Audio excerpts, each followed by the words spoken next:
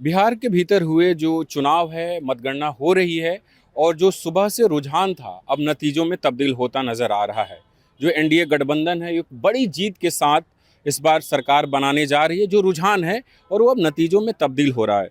चुनाव आयोग के जो अभी के आंकड़े हैं शाम 4 बजे के, आप देखिए 96 सीटों पर बीजेपी लीड कर रही है, जेडीयू 85 सीटों पर, राष्ट्रीय जनता दल महज 24 सीटों पर लीड कर रही है, चिराग पासवान की पार्टी 19 सीटों पे, असदुद्दीन ओवैसी की पार्टी 5, हम 5 और इस लिस्ट में कांग्रेस बिल्कुल बाहर है।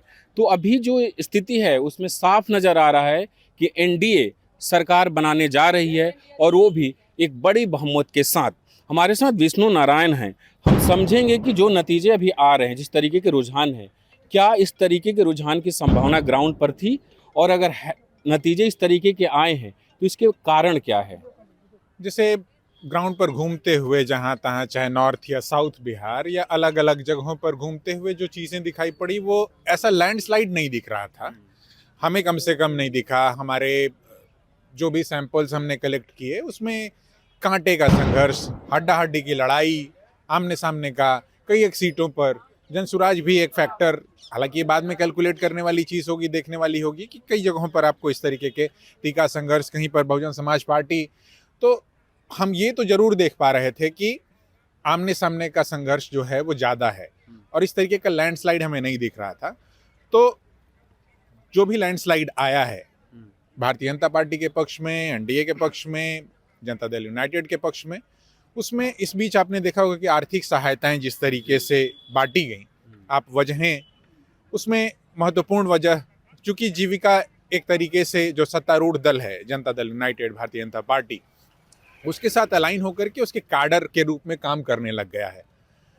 बिहार के भीतर जातियां समय समय पर मौके बेमौके कैडर के तौर पर काम करने लगती हैं, मगर नीतीश कुमार चूंकि जिस जाति से ताल्लुक रखते हैं, और वो जाति इतनी बड़ी जाति नहीं है बिहार के भीतर, तो वो अपने तरीके से उन्होंने, जब से भी वो सत्ता में आए हैं 2005 से 10 के बाद के दौरान, आपने देखा होगा 14 का चुनाव उन्होंने अलग होकर के लड़ा था। 10 के मैंडेट के बाद उन्हें इस बात का एक तरीके का विश्वास हुआ होगा कि वो अकेले सत्ता में आ सकते हैं शायद। तो 14 का चुनाव आपने देखा होगा कि नरेंद्र मोदी का असर्शन हो रहा है, और वो उनसे अलग हट करके चुनाव, तब भी उनको 15-16% वोट मिले। तो वो कौन सा वोट था? तो वो नीतीश कुमार ने अपना एक वोट बेस जो है क्रिएट किया है, और फिर धीरे धीरे आप देखेंगे कि जीविका उनके लिए एक कार्डर, रैंक एंड फाइल का काम करने लगता है। प्लस आपको आशा वर्कर्स दिखाई पड़ेंगे, आपको टोला सेवक दिखाई पड़ेंगे, आपको रसोईया दिखाई पड़ेगा, जिन सभी लोगों का मानदेय इन्होंने इस बीच बढ़ाया, दोगुना किया। ये डिमांड बहुत लंबे समय से, और हर जब कभी भी आप विधानसभा का सत्र चलते हुए बिहार के भीतर देखते हैं, तो आशा वर्कर्स को देख लें, जीविका कर्मियों को देख लें, वो सभी लोग आंदोलन करते हैं। और आंदोलन किस बात का? कि हमारे मानदेय को एक सम्मानजनक इस स्थिति तक पहुंचाया जाए। इतने में कम में गुजारा नहीं हो सकता। इस बीच आपने देखा होगा कि 400, जो कि वृद्धा पेंशन, विधवा पेंशन जो है वो 400 मिला करती थी। आपको लगता है कि जो आर्थिक रूप से सीधे तौर पे मदद पहुंचाई गई है, वो एक बड़ा कारण है इस चुनाव में जो अभी तक के नतीजे आ रहे हैं उसमें नीतीश कुमार के पक्ष? आर्थिक तौर पर जो सहायता बांटी गई है उसने, चूंकि जातिगत विभेद है यहाँ पर, और जातिगत पैटर्न पर लोग सोचते हैं और उस आधार पर वोट भी करते हैं, तो उसमें जो नीतीश कुमार और नरेंद्र मोदी द्वय कहेंगे आप इनको, डबल इंजन की जिस तरीके सरकार है, तो वो जो आर्थिक सहायता जिस तरीके से देने की पूरी बातचीत देखी गई, दर्ज की गई, तो वो कहीं ना कहीं एक बड़ी वजह है जो कि नीतीश कुमार को फिर से सत्ता में ले आई है। दूसरी ओर से आप देख रहे होंगे कि हर घर नौकरी की बातें या कुछ और बातें, इस बीच आपने देखा होगा कि आरजेडी के लोग जिस तरीके की दावेदारी कर रहे थे, तो उस तरीके के दावों के बीच में एक सुरक्षा का जो पूरा मुद्दा है कि जब कभी भी एक वर्ग विशेष असर्ट करने लगता है कि वो सत्ता में आ रहा है, तो दूसरा जो आपने देखा होगा, प्रधानमंत्री के भाषण देखिए। प्रधानमंत्री का जो भाषण था तो वो कैमूर के इलाके में, मतलब साउथ बिहार है बेसिकली, जो शाहाबाद का इलाका है, और पिछली बार शाहाबाद का इलाका क्लीन स्वीप रहा था। मतलब वहाँ पर एनडीए बिल्कुल ही खाता भी नहीं खुल पाई। इक्की दुक्की सीटों को छोड़ दें आप, आरा शहर को अगर छोड़ दें या किन्हीं और जिलों के या विधानसभाओं को छोड़ दें, तो बाकी सारी सीटें जो है पिछली बार महागठबंधन ने जीती थी।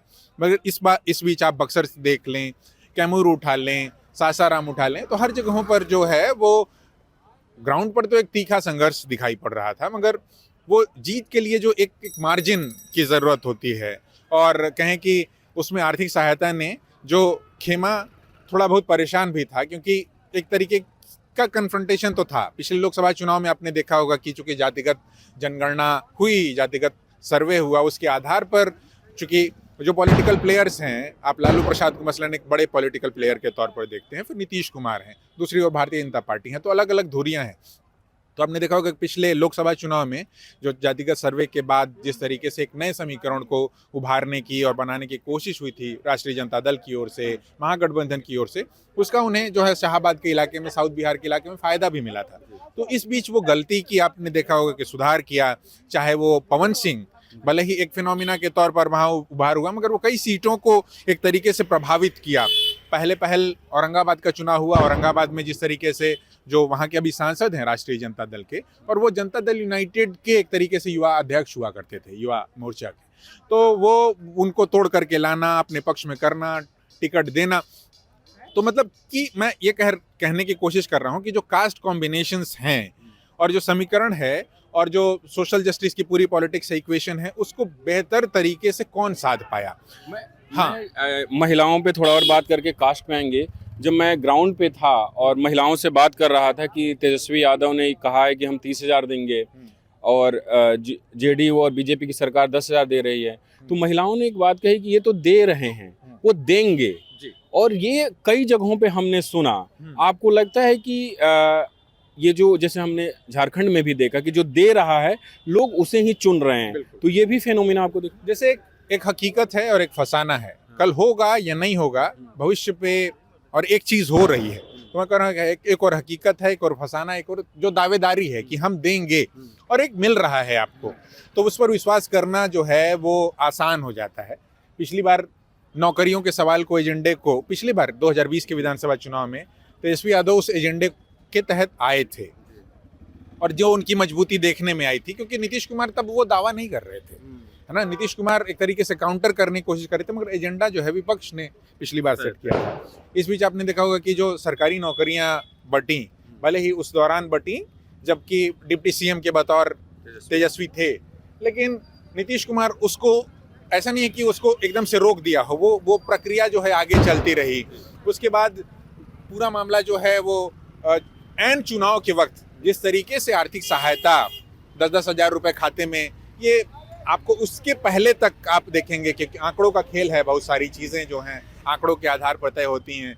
हर रोज जो हैं वो अलग अलग सर्वे एजेंसीज, अलग अलग प्लेटफॉर्म्स थर्मामीटर लगाते हैं और ये पता करने की कोशिश करते हैं कि इस समय अगर चुनाव हो गए तो कौन सी पॉलिटिकल पार्टी, कौन सा नेता मुख्यमंत्री पद का जो है सबसे सशक्त दावेदार होगा, किसको जनता देखना चाहती है। तो इस तरीके की तमाम बातों के बीच में जिस तरीके से नीतीश कुमार, फिर मैं कहूँगा कि नीतीश कुमार को कोई फिनिक्स कहता है, कोई कहता है पासंग, नीतीश कुमार एक सर्टेन वेट जो है वो लेकर के चलते हैं अपने साथ। वो जिस तरीके से भी क्रिएट किया है उसका विश्लेषण आप कर रहे हैं, उस पर अलग से बात कर ले, मगर नीतीश कुमार एक फोर्स टू रेकन विथ हैं, मतलब एक मजबूत आधार के साथ वो चलते हैं, और जिस खेमे के साथ चले जाते हैं वो पलड़ा पासंग की वजह से नहीं, वो पलड़ा एक ऑब्वियस वेट की वजह से जो है वो झुक जाता है। और बिहार की राजनीति में आप नीतीश कुमार को इग्नोर करके नहीं चल सकते। बिल्कुल नहीं चल सकते। महागठबंधन से क्या गलती हुई? जब मैं देख रहा था और ग्राउंड पे भी हम देख रहे थे, आपस में ही फाइट हो रही है, नॉमिनेशन के दिन तक टिकट बंटवारा हो रहा है, दोनों दल प्रचार में उस तरीके से जो 2020 में हमने देखा था उस तरीके से नहीं दिख रहा था। तो महागठबंधन से क्या क्या गलतियां आपकी नज़र में अभी फौरी तौर पे देखें, क्योंकि अभी तो विश्लेषण होना बाकी है, आपको क्या गलतियां दिखती है जो इस चुनाव में हुई है? देखिए, बहुत बड़ी गलतियां महागठबंधन के खेमे की ओर से हुई नहीं है। जब आप वोटिंग परसेंटेज दोनों का उठा करके देखेंगे तो ये चीज़ें दिखाई पड़ेंगी, अभी बहुत सारी चीज़ें आनी हैं, मगर विश्वास दिलाने की एक पूरी बात होती है कि अगर सत्ता में हम आते हैं तो हम लॉ एंड ऑर्डर से लेकर के बाकी सारी चीज़ों को यथावत रखेंगे और अच्छा करेंगे, पहले से बेहतर करेंगे।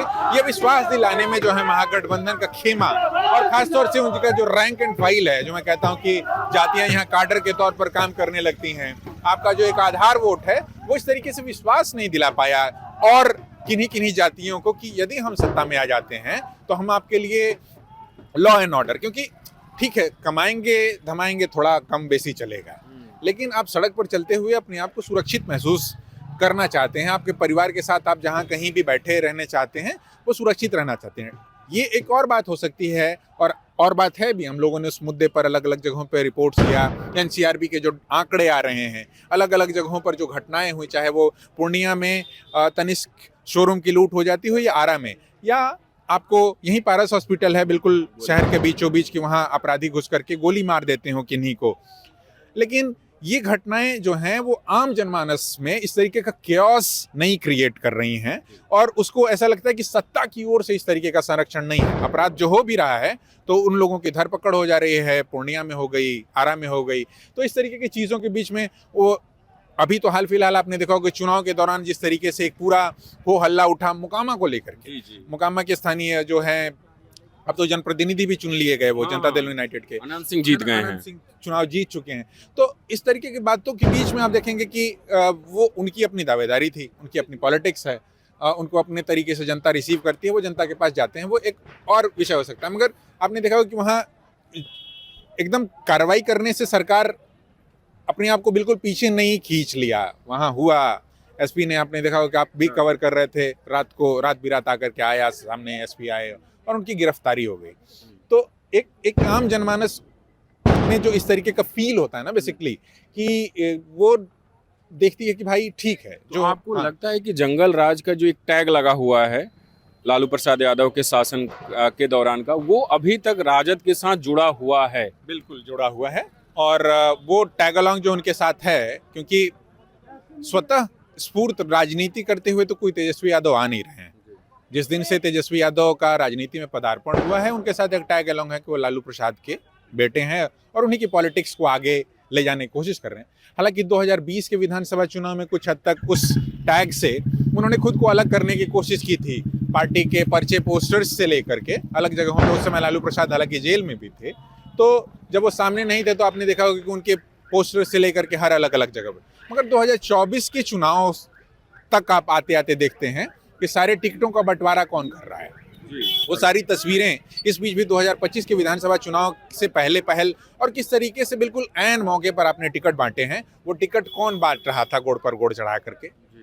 तो क्या जनता इसको इस तरीके से रिसीव करती है? तो मतलब कहने का मतलब है कि जो इस बीच टिकटों का बंटवारा हुआ है उसमें उनकी निर्णायक भूमिका रही है, उसमें उनका हस्तक्षेप रहा है, और तेजस्वी यादव उससे इतर अपनी जो एक आइडेंटिटी बनाने की कोशिश पिछले बार के चुनाव में दिखी थी, उनको पार्टी पोस्टर्स से हर जगह से जो है वो किनारे किया गया। तो इस तरीके की चीज़ों के बीच में दौर बदल रहा है और आपको भी बदलना है उसके हिसाब से। आप आज भी अभी सोशल मीडिया के फीड्स में आप देख रहे हैं कि कहीं जो उनका रैंक एंड फाइल है वो लाठी उठी पर तेल लगा रहा है ना। तो सोफिस्टिकेटेड तरीके से पॉलिटिक्स।